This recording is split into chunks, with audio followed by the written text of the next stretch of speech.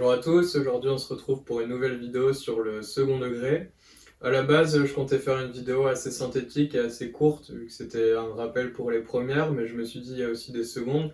Donc je vais faire une vidéo normalement assez complète sur le sujet pour que les secondes vous ayez des bonnes bases pour la première.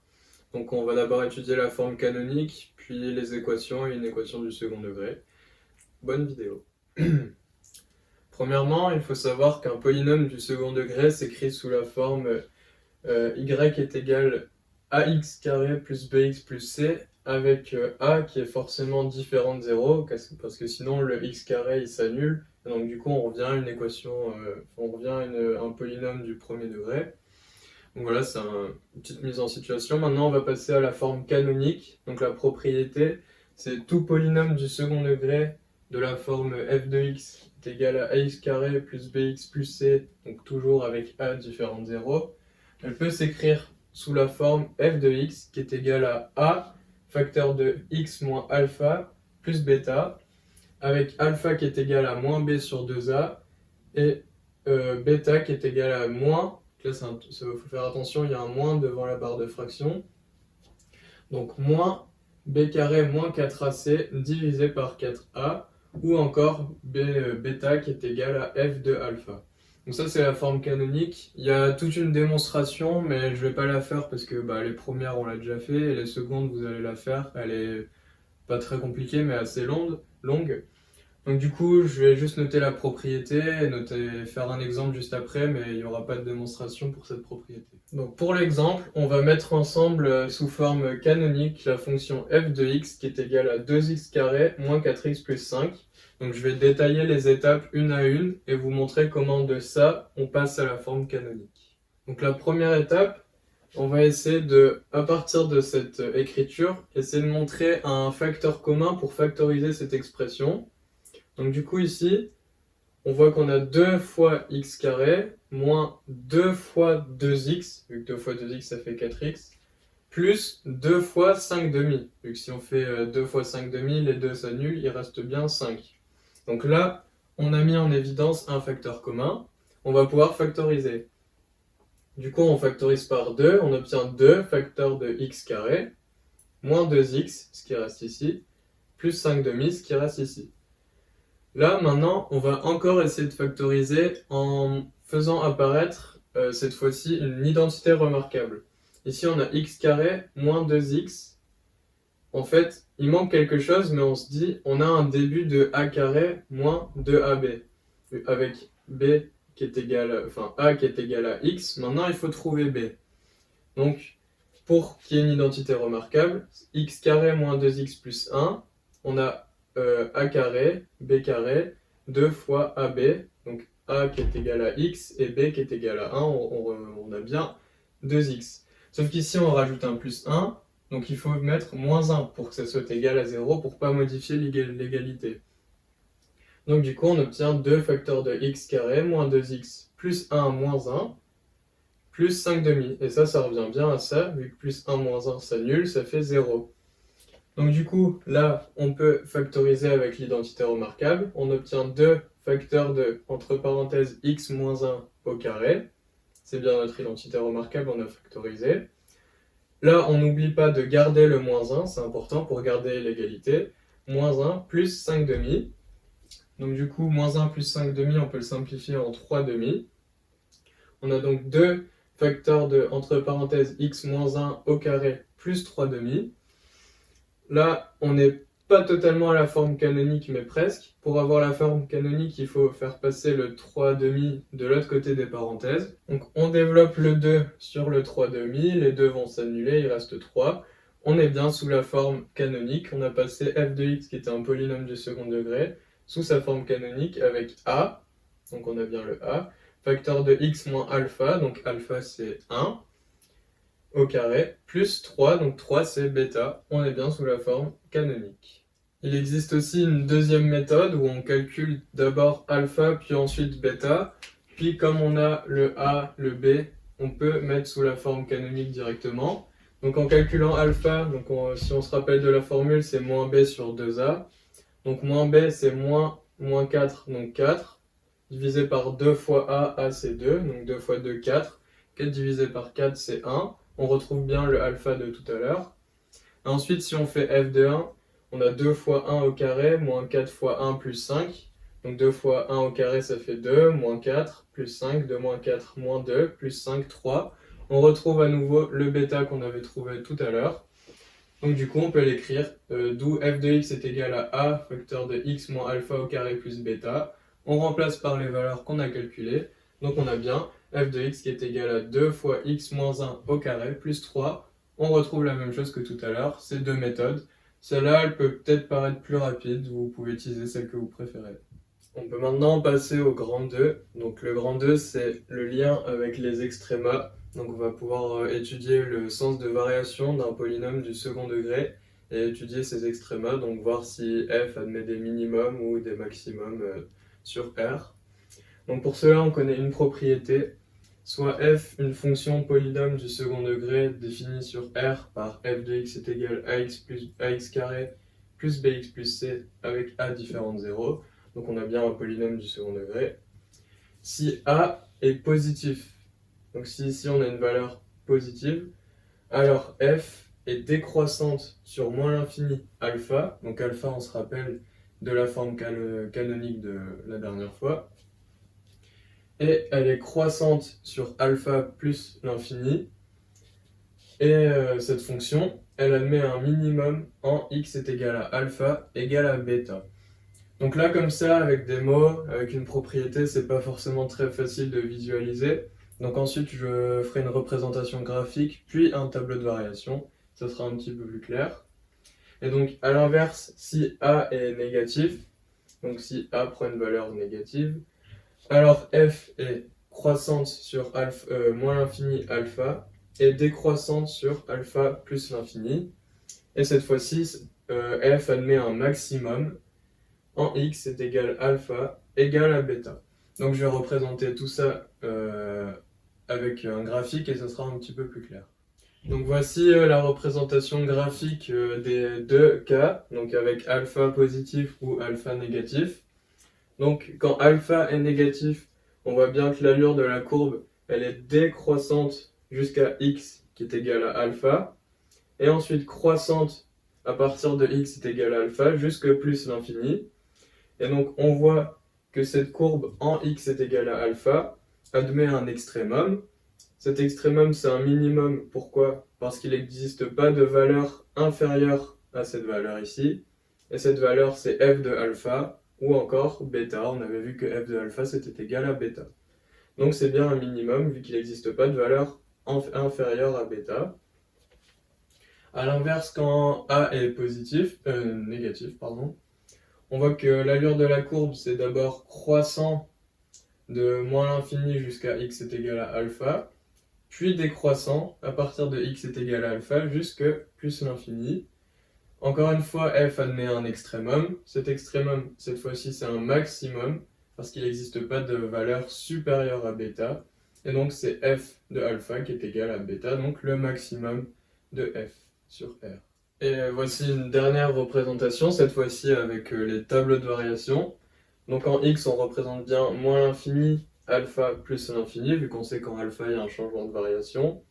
On voit que c'est décroissant de moins l'infini à alpha, avec un minimum est égal à f de alpha, qui est égal à bêta, encore une fois, puis croissant de alpha à plus l'infini.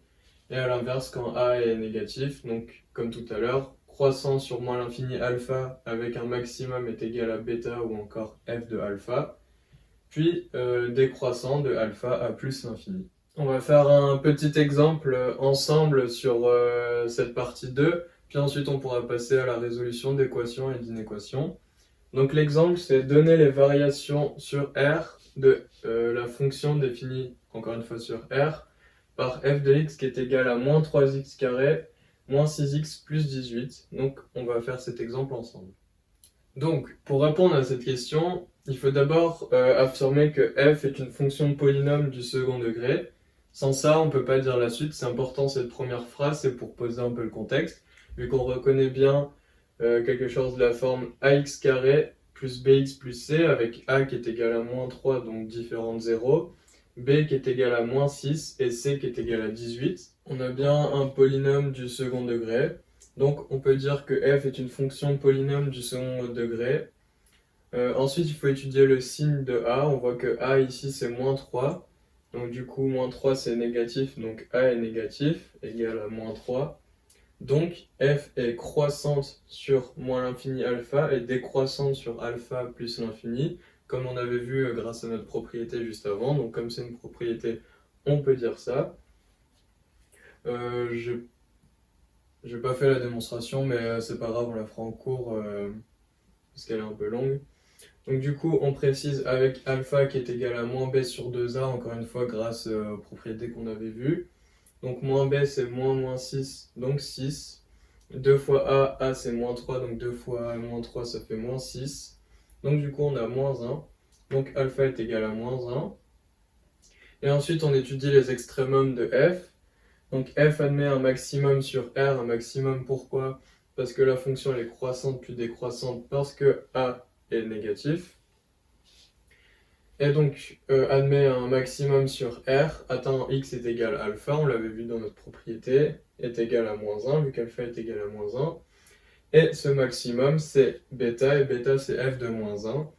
Donc on a moins 3 fois moins 1 au carré, moins 6 fois moins 1 plus 18.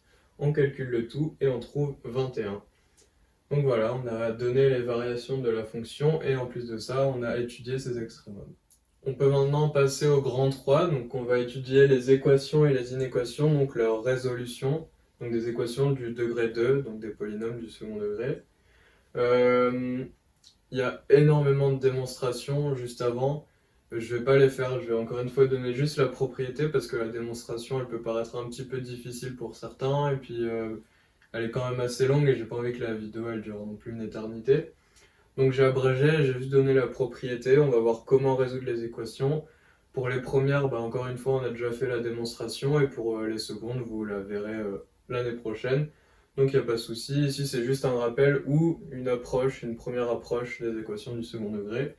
Donc la propriété, elle est admise, c'est le nombre de solutions réelles de l'équation ax carré plus bx plus c qui est égal à 0 dépend du signe de ce qu'on appelle le discriminant. Et le discriminant, c'est égal à b carré moins 4ac. Donc avec A, B et C, on utilise les mêmes lettres. Et donc voilà, donc le signe, si le discriminant est positif, l'équation elle admet deux solutions réelles distinctes, donc qui ne sont pas les mêmes. On a x1 qui est égal à moins b plus racine carrée de delta, divisé par 2a, et x2 qui est égal à moins b moins racine carrée de delta divisé par 2a. Donc la différence entre les deux, c'est le signe entre moins b et racine carrée de delta. Si delta il est nul, parce que ça arrive que des fois le discriminant soit nul, l'équation elle admet une solution qui est dite double, vu que c'est à la fin, vous verrez dans les démonstrations, mais c'est deux fois cette solution. Donc c'est x0 qui est égal à alpha qui est égal à moins b sur 2a. Et enfin, si delta est négatif, alors l'équation elle admet aucune solution réelle. Ça c'est très important de bien préciser, à chaque fois il faut écrire réel, parce que vous verrez par la suite qu'elle admet des solutions peut-être dans les complexes. Donc du coup, il faut dire réel, c'est important. Donc voilà pour les propriétés, maintenant on va passer à peut-être un ou deux exemples pour illustrer un peu cette propriété. Donc pour l'exemple, on va résoudre ensemble 7x carré plus 4x moins 3 est égal à 0. On va essayer de trouver les solutions ensemble, vous allez voir que ça va être assez rapide et même assez simple. Donc c'est parti, on va le faire ensemble. La première étape, c'est donc de calculer le discriminant. Donc on rappelle la formule, c'est b carré moins 4 fois a fois c. Donc b carré c'est 4 au carré, donc on note, moins 4 fois a c'est 7, fois moins 3, vu que c c'est moins 3. Donc du coup on a 4 au carré, moins 4 fois 7 fois moins 3. On obtient 16, donc 4 au carré ça fait 16, moins 84, vu qu'ici on obtient moins 84, mais il ne faut pas oublier le moins devant, donc moins par moins ça fait plus. On a donc le discriminant qui est égal à 100. 100 c'est supérieur à 0, donc c'est positif. Donc delta est positif. Cette équation admet deux solutions réelles distinctes qu'on va calculer maintenant. Donc après avoir calculé le discriminant, on calcule nos deux solutions. Donc on a x1 qui est égal à moins b plus racine de delta sur 2a et x2 qui est égal à moins b moins racine carrée de delta sur 2a. Mais bien sûr, que ce x1 ça peut très bien être moins et x2 ça peut être plus. L'ordre ça a peu d'importance. Donc ensuite on remplace par ce qu'on a dans notre équation. Donc ici on identifie bien a, b et c. Donc du coup, on n'a plus qu'à remplacer, C on n'en a pas besoin en fait. Donc du coup, moins B, c'est moins 4, vu que B c'est 4. Donc moins 4 plus racine carrée de delta, donc racine carrée de 100. Racine carrée de 100, bah, on a de la chance, ça tombe juste, c'est 10. 2 fois A, donc 2 fois 7, c'est 14. Donc du coup, on obtient moins 4 plus 10 sur 14. Donc 6 sur 14, et ça c'est égal à 3 septièmes. On a calculé la première solution. Et la deuxième, bah, on fait la même chose, on remplace par les valeurs. Donc on a moins 4 moins racine carrée de 100, donc moins 4 moins 10 divisé par 2 fois 7. Moins 4 moins 10, ça fait moins 14 divisé par 14, on a donc moins 1. On a trouvé les deux solutions, ou encore les deux racines de notre polynôme, de notre équation. On peut maintenant passer aux inéquations et à l'étude du signe d'un polynôme du second degré. Donc la différence avec un polynôme du premier degré, c'est que cette fois-ci, le signe il dépend de deux facteurs. Donc on avait vu dans les équations du premier degré que le signe d'un polynôme du premier degré dépendait de a, donc son coefficient directeur. Ici, ça dépend également de a, mais ça dépend aussi du signe du discriminant. C'est pour ça que je représentais un tableau à double entrée avec toutes les solutions possibles, tous les cas envisageables pour déterminer un signe d'un polynôme du second degré. Donc premièrement, quand le discriminant est positif, on avait vu qu'on avait tout le temps deux solutions. Donc pour a négatif et pour a positif, on avait deux solutions. Lorsque a est positif, on avait vu que la fonction était décroissante puis croissante, c'est ce qu'on voit ici. Et si on étudie le signe de ces images, on voit que de moins l'infini à x1, ces valeurs, les images de f sont positifs, puis de x1 à x2 négatifs, puis de x2 à plus l'infini, à nouveau positif. Pour a négatif, c'est l'inverse, on voit que de moins l'infini à x1, ces images sont négatives, puis positif de x1 à x2, puis à nouveau négatif de x2 à plus l'infini. Ce qu'on remarque donc, c'est que dans les deux cas, que a soit positif ou a soit négatif, de moins l'infini à x1, dans les deux cas, on voit que c'est le signe de a, vu que quand a est positif, les images sont positives, et quand a est négatif, les images sont négatives. Donc on a bien signe de a de moins l'infini à x1. Entre x1 et x2, on a moins signe de a, vu quand on a moins a qui est positif, on a ici c'est négatif. Et quand on a moins a qui est négatif, ça fait moins moins, donc plus, et ici c'est positif. Donc et ensuite, de x2 à plus l'infini, on voit que à nouveau, c'est le signe de a avec positif pour a qui est positif et négatif pour a qui est négatif. Quand on passe à delta qui est nul, la courbe représentative, on voit que la courbe elle coupe une fois l'axe des abscisses en x0, c'est ce qu'on avait vu la dernière fois.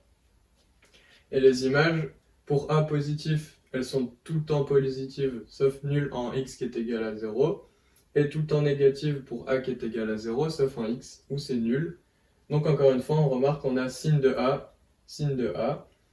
Et pour delta qui est négatif, là c'est encore plus simple. On voit que quand a est positif, toutes les images sont positives, ça coupe jamais l'axe des abscisses et c'est jamais négatif.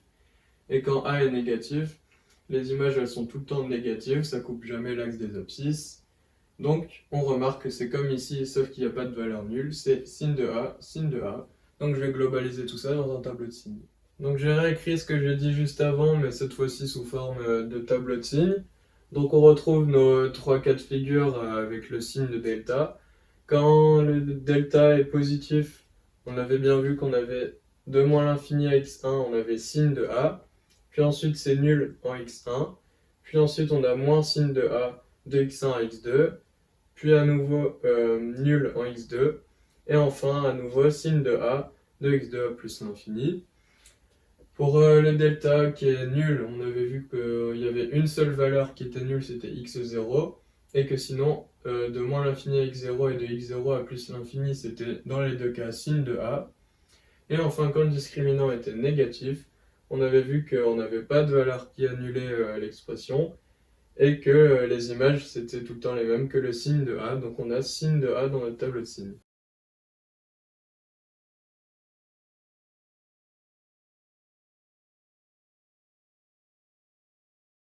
Comme pour les équations, la première étape, c'est de calculer le discriminant, vu qu'on avait vu que le signe dépendait également du discriminant. Donc on a toujours b carré moins 4ac, on remplace par les valeurs, ça fait moins 2 le tout au carré, moins 4 fois 4 fois 1. Donc on a 4 moins 16, ça fait moins 8. Ça fait 12, moins 12, pardon, moins 12. Donc du coup on a un discriminant qui est négatif, donc inférieur à 0, donc ce polynôme il admet aucune racine réelle. Maintenant qu'on a cette information, on va pouvoir passer à notre tableau de signes. Donc on trace notre tableau de signes avec x. Donc dans les x, on a vu qu'on n'avait pas de valeur qui annulait ce polynôme vu que le discriminant était négatif. Donc on a juste à marquer moins l'infini plus l'infini. On se rappelle de notre propriété, ici c'est signe de a, quand on a un discriminant négatif. A ici c'est égal à 4, 4 c'est positif, donc le signe c'est plus. Nous on veut supérieur ou égal à 0, donc on veut que les images soient strictement positives ou nulles. Ici on voit que notre intervalle c'est moins l'infini plus l'infini vu que les images sont toujours positives. Donc on peut écrire que S est égal à l'intervalle moins l'infini plus l'infini et ça revient à l'intervalle R. On arrive donc à la fin de cette vidéo. Donc cette vidéo elle est assez abrégée. Le chapitre je l'ai pas fait dans son intégralité parce que c'est un chapitre vraiment très long qui prend du temps. On passe vraiment plusieurs semaines dessus en seconde. Les démonstrations je les ai pas faites. Il y a quelques parties de cours que j'ai volontairement évitées. Donc j'ai essayé de globaliser, de faire une synthèse avec le maximum d'informations possible, mais de faire en sorte que la vidéo soit pas trop longue non plus. J'espère qu'elle va vous aider pardon, pour les premières. C'est un chapitre assez simple, donc normalement il ne devrait pas y avoir de soucis. Et puis les secondes, ça peut vous faire une première approche sur le second degré, ça peut être intéressant pour vous. Donc voilà, n'hésitez pas à partager, à aimer et dire vos retours dans les commentaires ou en privé. À bientôt.